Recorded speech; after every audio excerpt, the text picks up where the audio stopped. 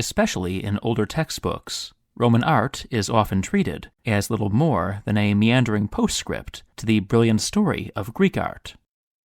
Although modern scholars have a more nuanced appreciation, Roman art tends to remain in the shadow of its older cousin. It shouldn't. In this video, I'll use 7 masterpieces from Rome's Palazzo Massimo Museum to illustrate some key themes in the evolution of Roman art. Though there's vastly more to the topic than can be even sketched here, I hope to provide some sense of the distinctive nature and impressive achievements of Roman art, with a focus on sculpture. We'll start with the Discobolus. Now wait, you say, fingers poised to type a scathing comment. The Discobolus is not a Roman statue. It's there in the name. It's Greek. That, hypothetical viewer, is correct, but it's not the whole story.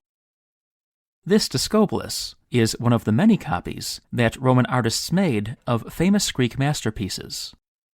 Starting in the early 2nd century BC, when art looted from the Hellenistic East began to appear in Rome, there was intense demand for such imitations among the Roman elite.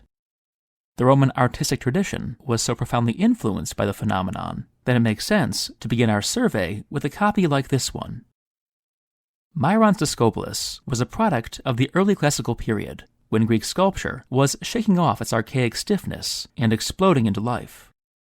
The Romans marveled at the way it captured the instant between a discus thrower's backswing and release, and more than a few were impressed enough to commission copies. This is the best preserved copy of the Discobolus. Long kept in the palazzo of an aristocratic family that permitted few outsiders to see it, it was sold in 1937 to Adolf Hitler, who had it installed in Munich. Repatriated after the Second World War, it's now displayed alongside another copy, a mute testament to the profound and continuing influence of Greek classical models on Roman art. Another witness is this bronze statue, the so-called Hellenistic Prince. It was discovered near the site of the Baths of Constantine, and to judge from the ancient inventory number incised into its abdomen, it was once displayed in one of Rome's great public collections. The statue, slightly over life-sized, depicts a muscular figure leaning on a spear. As you can see, he is completely nude. Since this convention was usually reserved for gods, heroes, and rulers, some scholars believe that the statue represents a Hellenistic king and was brought to Rome as loot. But most now think that this is a Roman general, represented in the guise of a hero or king by a Greek artist. During the late Republic, as the Roman elite's power and passion for Greek art grew, whole workshops of Greek artists moved to Rome in search of patronage. If this statue indeed represents a Roman general, it stands at the beginning of the long symbiotic relationship between Roman patrons and Greek artists. As you can see from this statue, the so-called Tivoli General, Roman art soon evolved beyond straightforward imitations of Greek masterpieces and portraiture.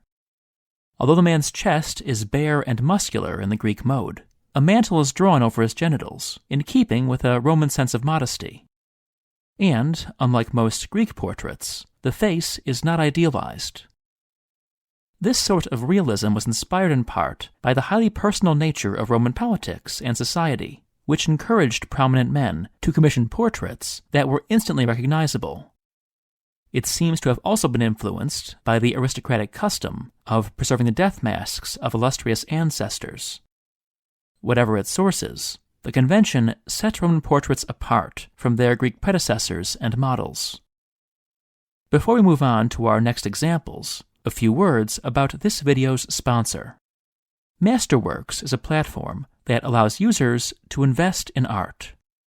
The total value of artworks in private hands is estimated at $1.7 trillion, and that number is projected to grow by almost $1 trillion over the next 5 years.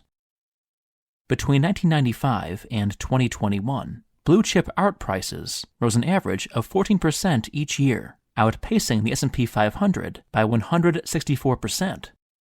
Acknowledging this trend, wealthy investors have long made art part of their portfolios. Now, thanks to Masterworks, you can too. After creating an account, All you have to do is choose the artworks in which you wish to invest. Once you've made your selections, you can either wait for your paintings to sell or pass your shares to another investor through Masterworks' secondary market.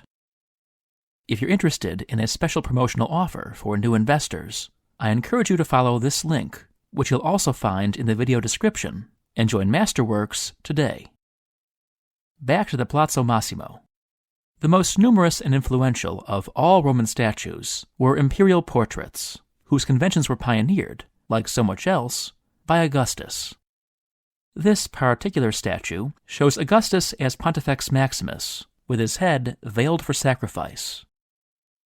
Although the emperor was well into middle age by the time this portrait was created, he appears as a young man. His face is smooth, youthful, and idealized, with a careful cap of hair. Unlike the Republican notables who took such pains to display their every wart and wrinkle, Augustus was not worried about being recognized. After all, everyone already knew who he was. His concern was public relations, presenting the proper face to the world. In the case of Augustus, that face was an ageless one, modeled on the heroes and athletes of classical Greece.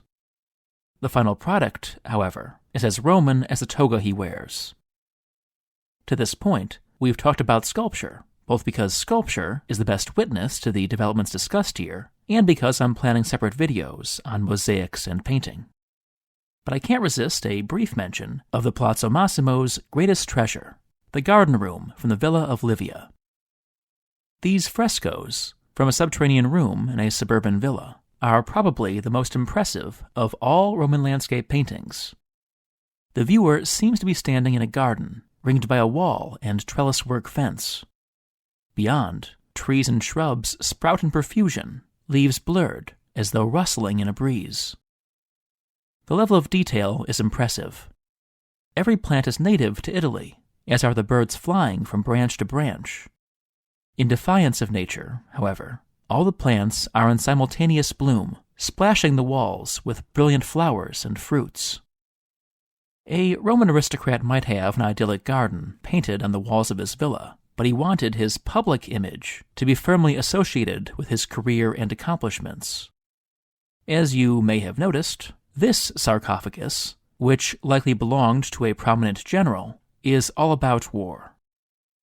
More specifically, it's about the Marcomannic Wars, which pitted the legions of Marcus Aurelius against tribal confederacies beyond the Danube.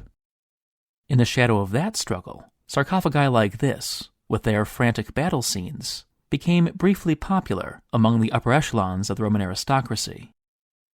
Many wealthy Romans preferred to advertise their cultural pursuits and commissioned sarcophagi decorated with the Muses, philosophers, or scenes from the myths. The occupant of this sarcophagus had his clemency displayed on the right side of the lid, where he can be seen pardoning a barbarian. But he was much more interested in advertising his prowess as a commander, and had the sides sculpted accordingly.